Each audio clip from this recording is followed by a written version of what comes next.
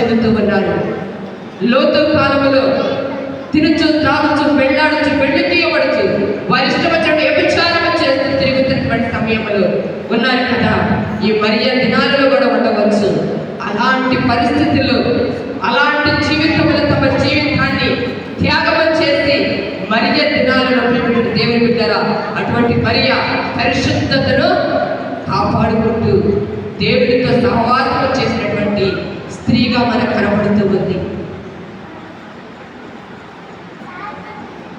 నోహు దినాల్లో, లోతు దినాల్లో చేసినటువంటి విచ్చలవిడి కార్యకలాపాలలో ఈ మరియ దినాలలో కూడా ఉండవచ్చు.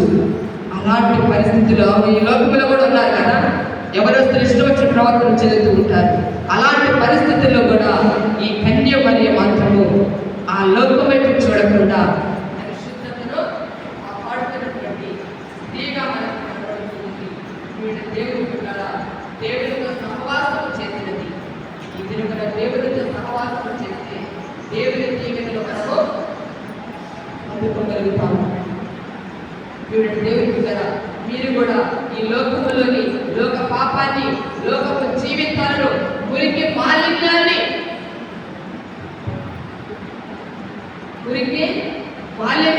అంటకుండా ఉండాలంటే ఒకటే ఒకటి మార్గము, దేవుని సన్నిధిలో కాలము గడిపేవారిగా ఉండాలి. ఎలా ఉండాలో తెలుసా? మీరు లోకాన్ని, పాపాన్ని, పాపపు జీవితాన్ని, మురికి మాలిన్యాన్ని అంటకుండా ఉండాలి అంటే ఒకటే ఒకటి మార్గము, దేవుని సన్నిధిలో కాలం గడిపే స్త్రీలుగా ఉండాలా. అందుకోసమే మత్తయి సువార్త 6వ అధ్యాయము 33వ వచనం ఒకసారి జ్ఞాపకం చేస్తున్నాము.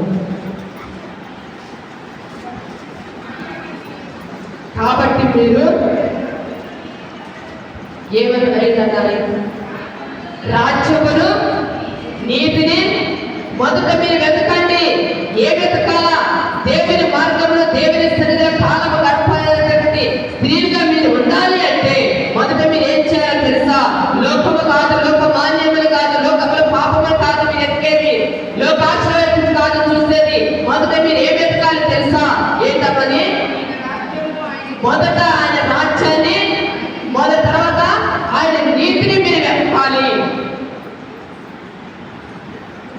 ఆయన రాజ్యాన్ని, ఆయన నీతిని మీరు మొదట వెతికితే దేవుని ప్రత్యక్షతను మీరు పొందుకోగలుగుతారు. ఏ వెతుకుతున్నాం ఈ లోకంలో? దేవుని బిడ్డారా, నీవు దేవునితో సహవాసం చేస్తే శక్తిని పొందుకుంటావు, ఆలోచన కలిగి ఉంటావు. నీవు దేవునితో సహవాసం చేస్తే నీ పనులలో ఆదరణను పొందుకోగలుగుతావు. దేవుని బిడ్డరా, పనికిరాని పనులు, ముసలమ్మొచ్చట్లు, అపవిత్రమైనటువంటి పనులు మానివేసి వాటికి దూరంగా ఉండి దేవునితో గడిపితే, దేవునితో సహవాసం చేస్తే దేవుని ప్రత్యక్షతను మీరు కన్నులారా చూడగలుగుతారు.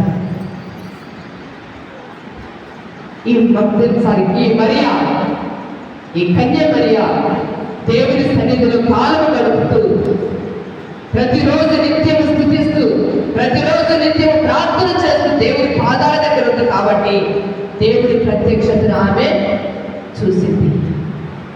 ఈ దినం కూడా లోకాలను చూడకుండా దేవుని రాజ్యాన్ని, ఆయన నీతిని మనం వెతికి దేవుడిని మనం చూడగలుగుతాము. గురిటివాడు అడుగుతున్నాడు, అయ్యా నీకేమి కావాలంటే, అయ్యా నిన్ను చూసే కళ్ళు నాకు ఇచ్చేయి,